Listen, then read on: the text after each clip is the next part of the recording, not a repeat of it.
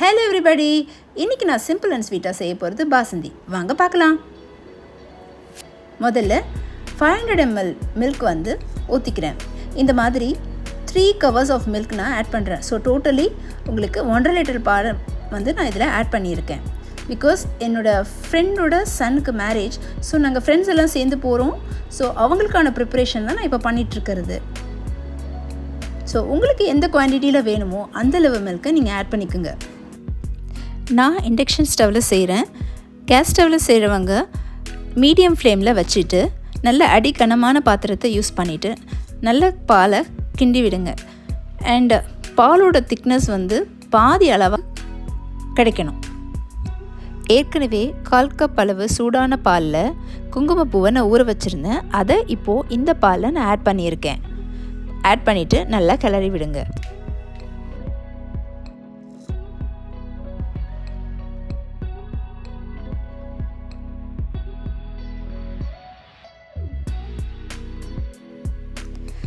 பாசந்தியோட ஸ்ட்ரக்சரை நல்லா க்ரீமியாக கொண்டு வரதுக்காக இதில் 5-6 முந்திரி பருப்புகளை நான் நல்லா பவுடர் பண்ணி ஆட் பண்ணியிருக்கேன். இது என்னோடவே ஆப்ஷனல் தான். உங்களுக்கு வேணும்னா முந்திரி பருப்பை நீங்கள் இதே மாதிரி ஆட் பண்ணிக்கலாம்.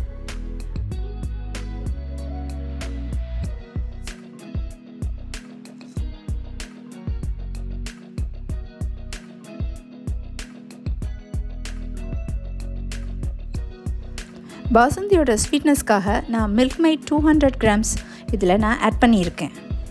ஸ்வீட்னஸ் அதிகமாக வேணுன்றவங்க உங்கள் டேஸ்ட்டுக்கு ஏற்ற அளவு மில்க் மைடை இன்னும் அதிகமாக இதில் நீங்கள் ஆட் பண்ணிக்கோங்க. பாசந்தியோட ரிச்னஸ்க்காக 2 டேபிள் ஸ்பூன் அளவு நெய்யை நான் ஆட் பண்ணி அதில் 10 பிஸ்டாஷியோஸை ஸ்லைஸ் பண்ணி நல்லா ஃப்ரை பண்ணி எடுத்துக்கிறேன். இதுவும் ஆப்ஷனல் தான்.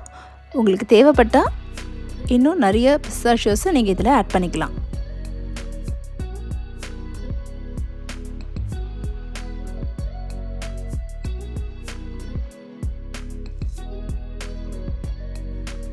ஃபைனலாக ஃப்ரை பண்ணி வச்ச பிஸ்தாஷியோஸை நம்மளோட பாசந்தியில் நான் ஆட் பண்ணிடுறேன்.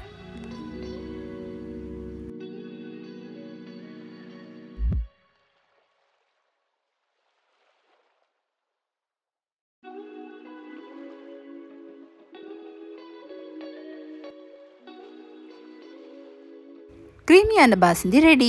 இந்த வீடியோ உங்களுக்கு பிடிச்சிருந்துன்னா லைக் பண்ணுங்கள், ஷேர் பண்ணுங்கள் அண்ட் சப்ஸ்கிரைப் பண்ணுங்கள். அன்டில் தென் பாய்.